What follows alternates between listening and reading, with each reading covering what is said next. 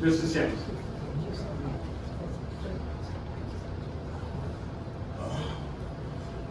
So this the police and fire. Yes, These last months, from March, April, May, June, July being the worst. With this last event that took place over the weekend, 100 and how many people shot? 3, 4, 109 maybe.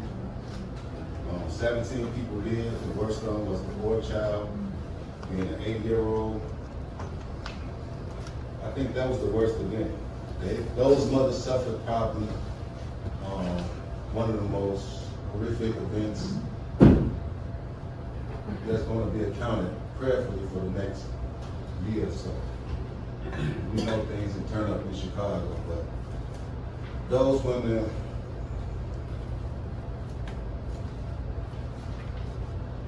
and then there's 3 other little boys, 5 and 7-year-old. And it's like, when do we not get this in our headlines? How does this come back? What happens? What do we do as a community? I just was asking protecting the plane.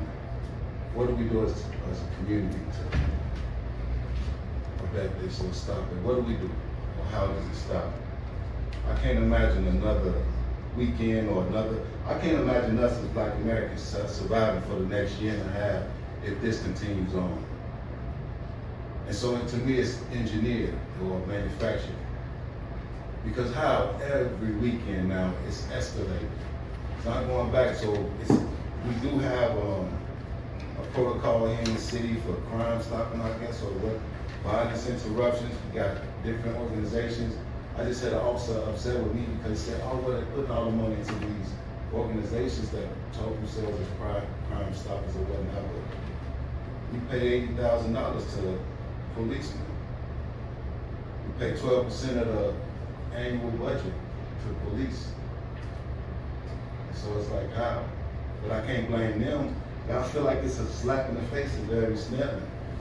Yet another attempt to prove that a Black individual or a Black man cannot do a job. Let's make him look as inept as possible. That way we could just push him out. But these Black bodies that's falling on the regular.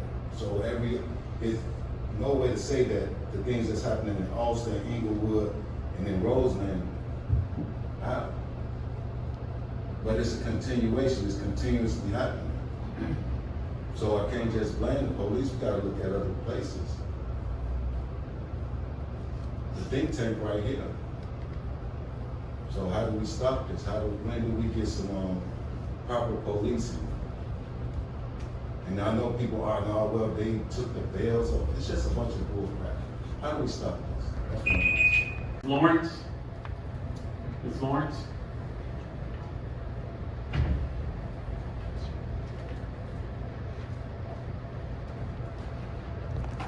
Hello, it's to everyone in here. Good morning. I'm gonna start off with y'all hearing the crew.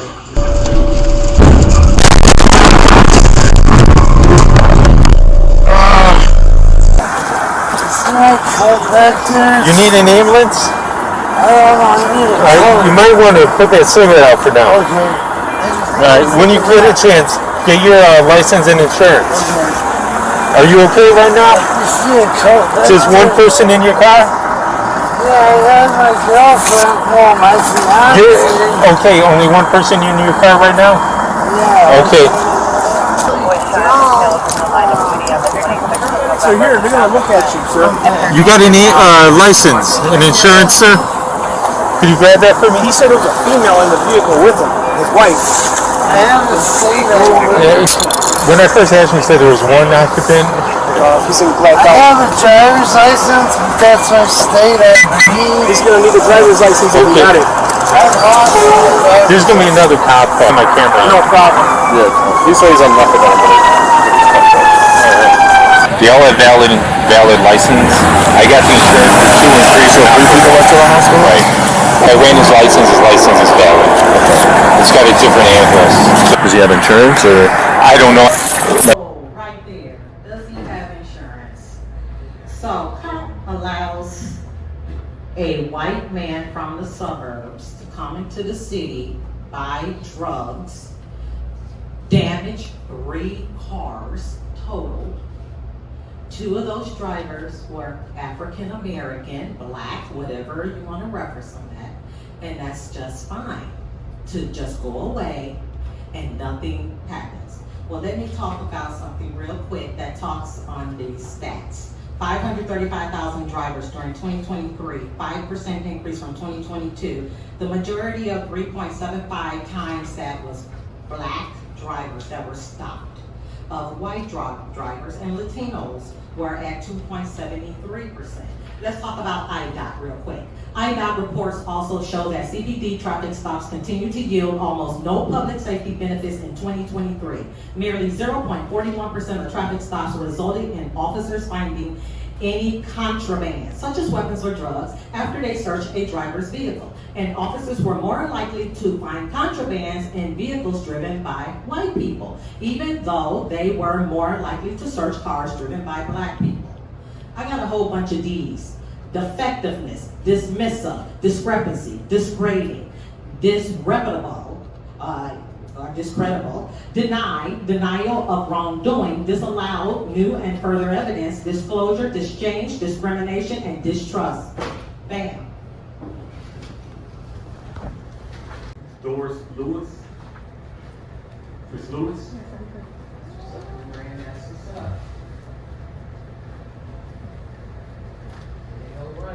They go run, Forrest, run. Good afternoon, Miss Lewis. Good afternoon. As I said earlier today, it's my civic responsibility to do what I'm doing. I'm doing it for the future of our children. We have spent over $400 million for illegal immigrants who have come into this country. When you take money from one community or one race or whatever you want to call them, to the expense and the detriment of another community, what do you expect? When you continue to take resources away from the black community, the things that are going on in the black community are going to happen. Any economist, any social scientist would tell you, when people do not have the resources to take care of themselves, they're going to resort to whatever means necessary to take care of themselves. When you all pass ordinances and bills here and policies here that will hurt the black community, then the crime is going to take place. It's just common sense. Common sense. I don't have a problem with people doing what they're supposed to do for their people. Ms. Lee is supposed to stand up for her people. Those of you who speak Spanish or Spanish descent, you're supposed to take care of your people. And black aldermen are supposed to take care of their people as well. You cannot continue to sit down here and vote for all of this money for people who are not even legal citizens at the expense of black people. So since this is the Fire and Police Committee, 75% of the firemen are white. 25% of, I'm sorry, let me get this. 75% of the firemen are white, 15% are Latino, and 12% are black. So we make up 29% of the population. Hispanics 29%, I think whites 30%. So to make this fair, we're saying we want you to take a look at this contract. I'm going to give it to some of y'all. Take a look at it and be fair. Our people need jobs. Our young people don't have jobs. You're hiring everybody but our young people. And then when they commit crime, you want to call them animals. You call them all these ugly things. Well, what do you expect? I lived through the 60s. Yes. The 68 riot. The things that you all are doing now, you're setting this country up to go through the same things. Chicago is in trouble. America is in trouble. You are here. You have a responsibility to do the right thing. It's in your hands.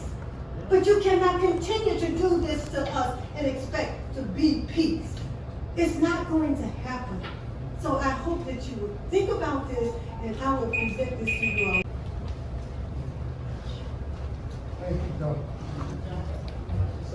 Good afternoon, sir. Good afternoon.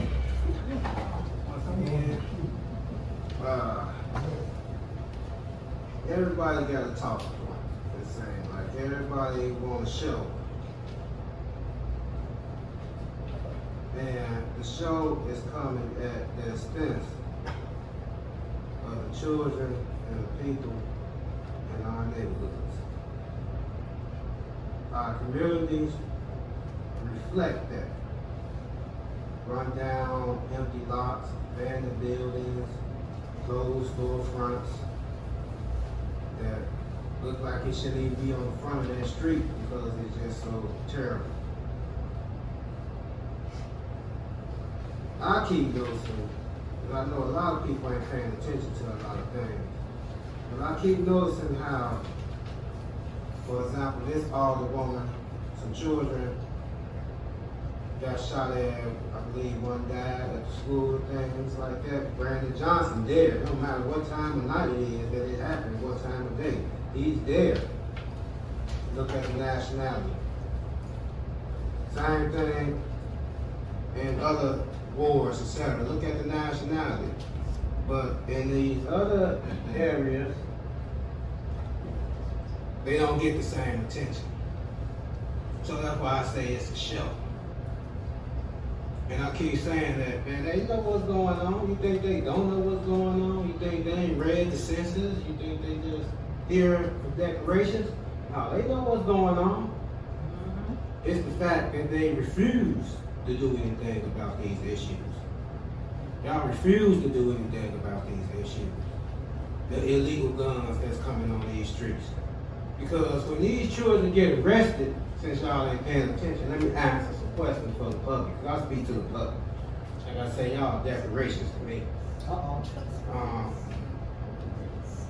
When the children get arrested for crimes, for gun violence, you never hear nobody say on the news, none. But where he get that gun from? They don't even put that one question out there. Where he get that gun from? Let's question, see where this gun come from.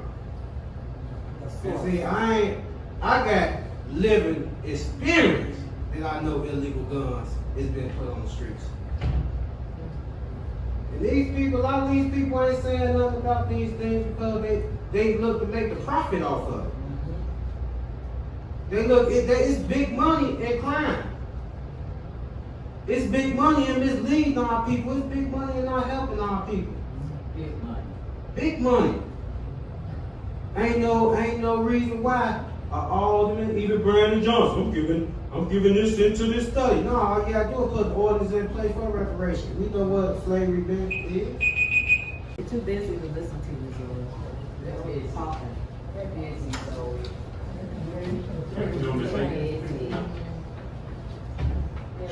You know, public corruption involves government officials or employees, authorities engaging in illegal activities such as bribery, embezzlement, fraud, and misuse of funds, right?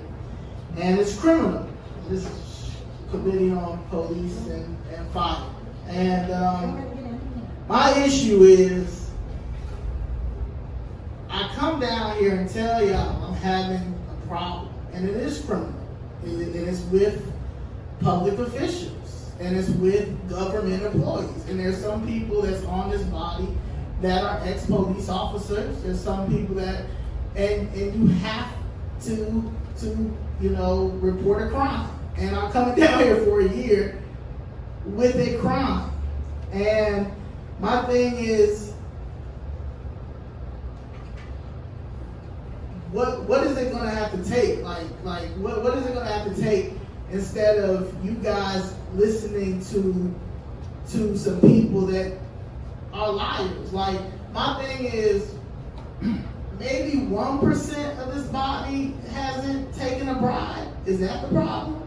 Because you really cannot figure this out or go and do what you're supposed to do as a public servant and report that there's public corruption, that literally is illegal eminent domain, people are stealing properties, but you guys keep passing out this TIF money in these for blighted areas that are going into other neighborhoods like Lincoln. Why is Lincoln Yards about to get $1 billion when the whole Inglewood needs that $1 billion?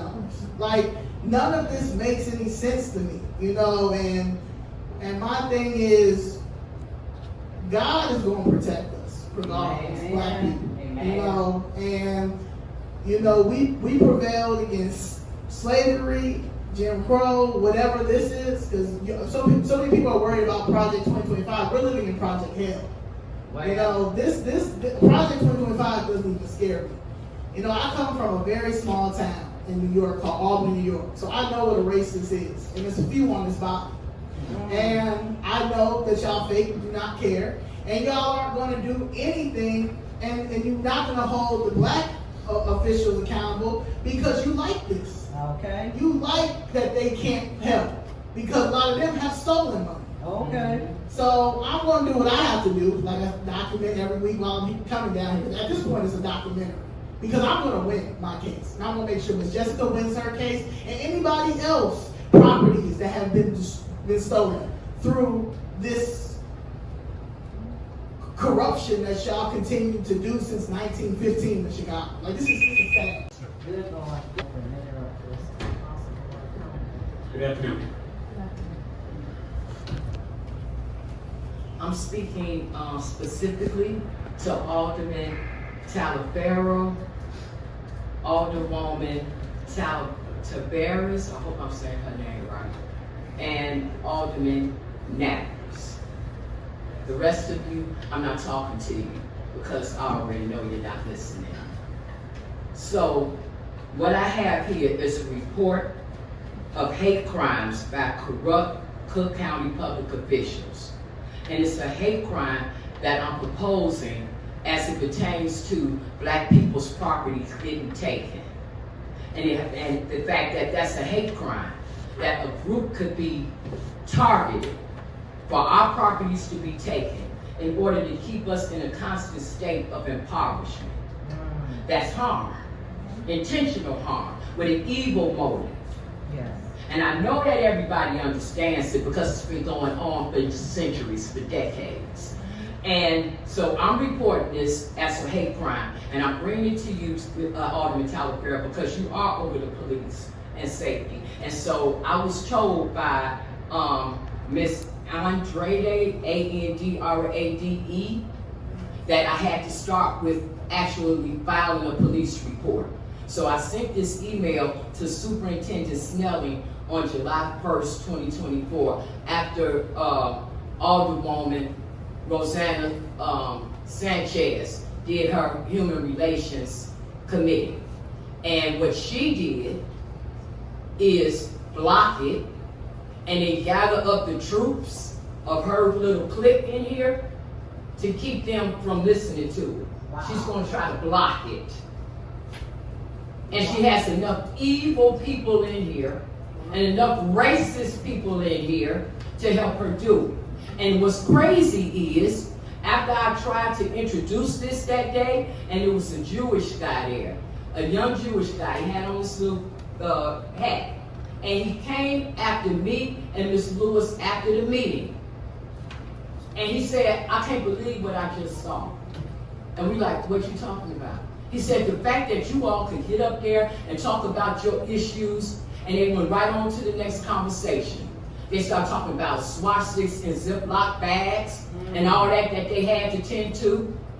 But they are seriously ignoring you all. They act like you all are invisible. Sure. He said, and I'm hurt. He said, because I know that the only reason why the Jewish community has anything in America is because of what black people did. Uh-oh. He said, and I'm sorry. And I'm going to meet with Rosanna Rodriguez because she's my alderman. And I'm going to talk to her about this. And the other group came down here and told us the same thing. So I'm going to bring this to you, Talaferro, Alderman Talaferro, so we can take it further. Because I don't deal with ignorance. Okay. Good job. Let the truth be heard. Good afternoon, Ms. Blakeborn. It's not a good afternoon. Number one, you was late. Number two, you've been late. I'm knocking at the door. Time is money. We have these young people here. They're in church. I'm going to educate you young people about this body. When you get your new job, your summer job, it's a time element. You have to be on time and you have to do your job. These people here are never on time, and they do not serve the interests of the public. They serve their own selfish interests and the democratic machine. It's something evil here.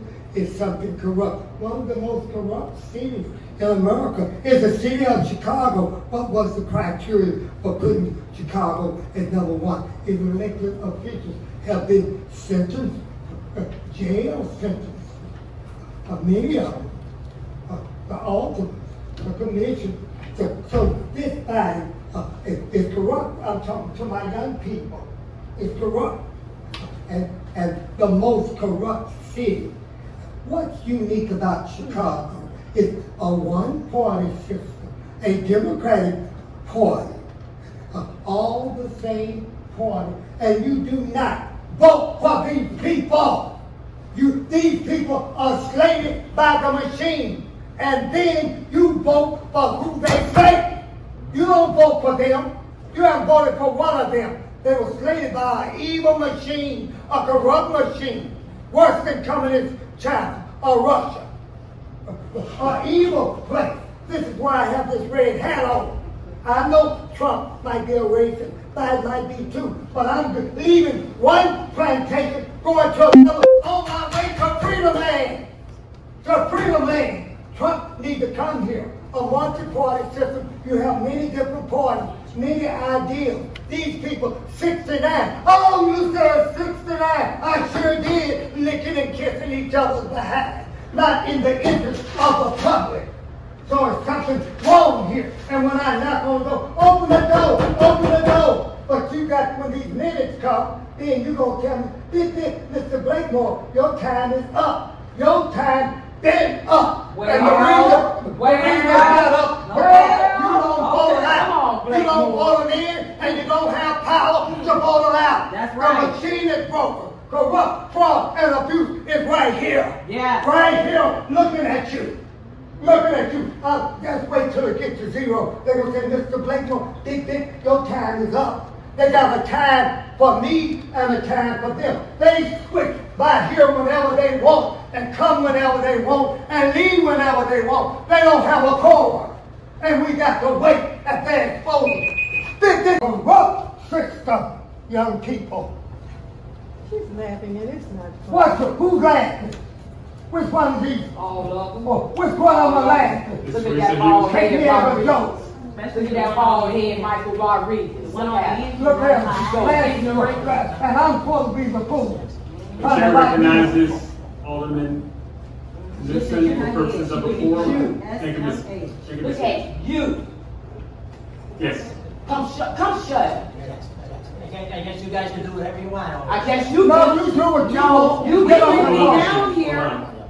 You the biggest racist. of all. We wouldn't be down here if you all just Hold on, fixed Ms. it. The biggest racist. And you address the chair, don't address us. The biggest racist with MS. Address the chair, don't address us. And walk, girl, Biggest you can walk. racist. Go ahead, I'm Ms. trying to Hughes. put us out, he provoked this thing. Mr. Young Bay, please, let Ms. Hughes, give Ms. Hughes the We're gonna respect roll to him speak. out too. Thank you. Good afternoon, Good afternoon, Ms. Hughes. Mr. Chairman, and good afternoon, Alderman. My name is Teresa T.J. Hughes, and this is my first time attending this committee. It has been very enlightening. I've been sitting back there listening to things that have been said, and the point that I would like to address is I am a senior. I live in the 3rd Ward, and we have issues with people jumping on the seniors when they get their little checks. They are fearful to go to the grocery store, which is right across the street, Mariano's, to do their shopping and stuff. So I would like to know, we brought this to Pat's attention, and she has been sending out patrols, come around every now and then and check on us.